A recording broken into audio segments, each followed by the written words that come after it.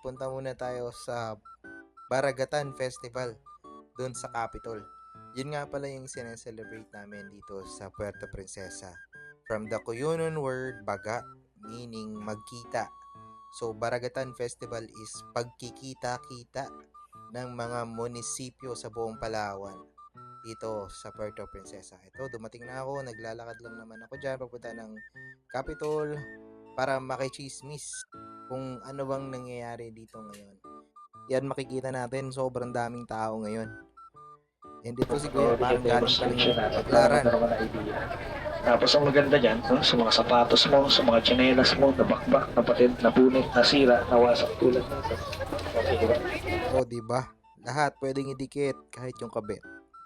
Hindi, joke lang. So ito na, nakapasok na tayo, ang daming tao, ang daming booth na pagkain, merong lechon, may milk tea, burger, barbecue, inasal, lahat nandito na. Lahat na hanapin nyo dito. So yan mga tao yan, hindi yan lang mga langgam. Yung na nagsilabasan yan, meron ng event. So, dapat, pag pupunta ka ng Baragatan, dapat may dala kang 1K. Kasi pagpunta mo dito, ubos talaga yung 1K mo. So yan, dyan, yan yung pinaka-stadium dito. May mga nagtutugtog dyan, live band. At may mga nagko-concert.